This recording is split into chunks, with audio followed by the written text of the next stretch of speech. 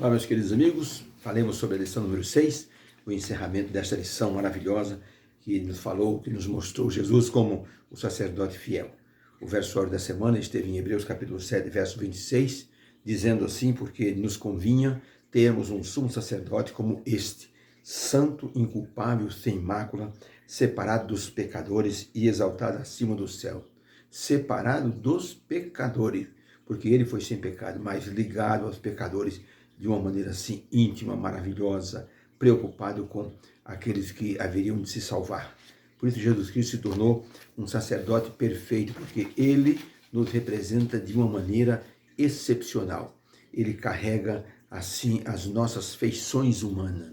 Ele carrega todo o sentimento que um ser humano pode sentir, agonia, ansiedade, e Jesus Cristo sabe e nos conhece tão bem que ele intercede junto a Deus pela nossa pessoa. O estudo da semana foi um estudo que nos leva a concluir que Jesus, ele se tornou o nosso sacerdote fiel, o nosso advogado, o nosso intercessor, a fim de que nós alcancemos tanto o perdão dos pecados como a garantia da nossa aproximação de Deus. É isso que Jesus faz com a sua intercessão. Alguém perguntou, então Deus não nos ama porque precisamos de um intercessor para convencer Deus de que nós precisamos da salvação? Nós precisamos de um intercessor, não porque Deus nos ama, mas porque Ele nos ama totalmente e absolutamente de forma imparcial. Agora, nós seres humanos temos que concordar que não temos nenhum mérito. Nós pedimos perdão ontem e hoje pecamos de forma assim exagerada. Precisamos de novo pedir perdão hoje, amanhã e assim por diante. Quem garante esse perdão? A pessoa de Jesus. Ele se apresenta diante de Deus, ele mostra as marcas do seu sacrifício. E, logicamente, Deus se compadece de nós porque ele é amoroso, ele sabe que nós necessitamos da sua bênção, da sua proteção, da sua justificação, das promessas que ele fez quando Jesus morreu na cruz. Chamam-se promessas da nova aliança. Por isso, Jesus, então, esteve envolvido nessa salvação, nesse plano de salvação, antes da fundação do mundo, porque ele nos amou e nos ama de maneira plena e completamente indiferente a qualquer situação que nós possamos fazer. Se a pessoa se afastar de Deus, ele continua amando. Se a pessoa se aproximar de Deus, ele continua nos amando. É realmente um amor incondicional. É muita honra para nós termos um representante como Jesus diante de Deus, diante do universo. Porque nós não merecíamos coisa nenhuma de Deus. Nós somos, assim por assim dizer, uma poeira cósmica.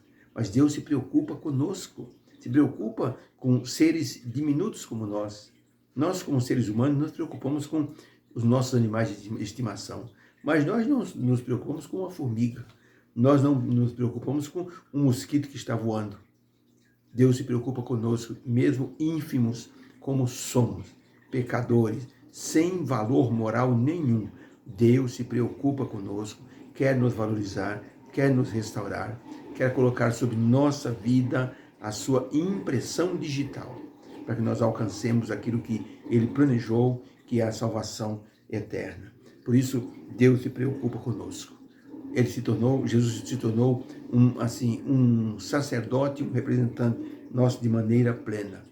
Tanto Deus como Jesus, como o Espírito Santo, se preocupam conosco. Romanos 8, verso 26 diz assim, porque nós temos que ser ajudados em nossas fraquezas, porque nós não sabemos como orar ou pedir a Deus. Por isso, o Espírito Santo intercede junto a Deus por nós com gemidos inexprimíveis. Olha só. O Espírito Santo intercede por nós. Nós oramos aqui e imaginamos que Deus está ouvindo lá no céu. Antes de Deus ouvir, o Espírito Santo, ele intercede por nós. É realmente uma conjugação de forças e objetivos, tanto do Pai, como do Filho, como do Espírito Santo, para que nós possamos alcançar a salvação e alcançar os benefícios da intercessão.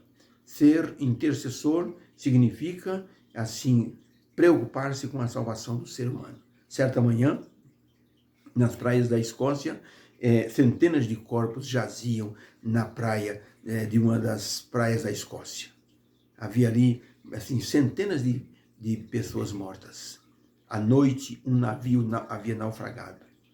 Havia o farol, e o farol iluminava, assim, mostrava a direção que o navio deveria seguir. Mas o faroleiro havia se embriagado.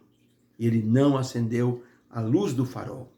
E o navio, então, entrou naquela rota e foi dar de encontro aos recifes, às pedras pontiagudas. E então ali avariou o casco, e o navio foi para o fundo, centenas de pessoas morreram. Um pregador cristão que viu a cena, ele lembrou-se rapidamente das palavras de Jesus: vós sois a luz do mundo, eu sou a luz do mundo. E então ele pensou, que pena, pessoas morreram por falta de luz. Deus não quer que as pessoas nesse mundo cheguem a um naufrágio espiritual por falta da luz espiritual. Por isso nós temos que ser luz para as pessoas que estão nesse mundo. Temos que ajudar na tarefa de salvar almas, de levar almas ao encontro desse sumo sacerdote que pode interceder por nós e salvar milhões. A Bíblia diz que o lago de fogo e enxofre foi preparado para o diabo e seus anjos. A nossa tarefa é ajudar pessoas a se desviar desta rota que está indo para o lago de fogo e enxofre. Temos que ajudar pessoas a serem salvas. Quando no Canadá um pregador falava de John Harper, o grande pregador escocês, um rapaz levantou a mão e disse: pastor, eu sou o último converso de John Harper.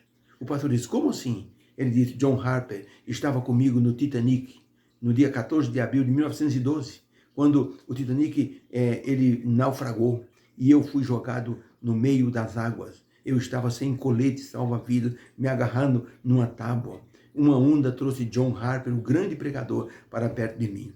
Ele, quando encostou perto de mim, ele perguntou para mim, no meio de toda aquela situação: jovem, você já aceitou Jesus como meu salvador, como seu salvador? E eu disse: não aceitei ainda. E uma onda levou John Harper para longe de mim.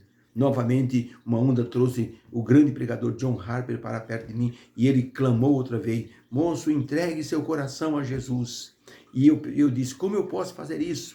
E John Harper disse: entregue-se agora que eu vou orar por você. E no meio das águas geladas, John Harper orou e me entregou diante do grande sacerdote Jesus. Tirou o seu colete salva-vida e me deu, eu coloquei, me salvei, e ele morreu. Eu sou o último converso de John Harper. Ele me colocou diante do grande sumo sacerdote Jesus Cristo. Olha aqui, assim, que veia missionária tinha John Harper. Mesmo morrendo, ele morreu pregando o Evangelho. Por isso, precisamos ajudar Jesus nessa tarefa de salvar a alma. Jesus se tornou o sacerdote eficiente e sua habilitação esteve vinculada ao sucesso do seu ministério. E exigiu que o seu ministério foi tão abençoador e abençoado que exigiu uma mudança na lei do sacerdócio. O Senhor Deus transformou Jesus, nomeou Jesus como um sacerdote em nosso favor. E Jesus não era nem da tribo de Levi e nem da linhagem de Arão. Por isso que diz a Bíblia, o apóstolo Paulo escrevendo aos Hebreus, diz que Jesus se tornou sacerdote segundo a ordem de Melquisedeque.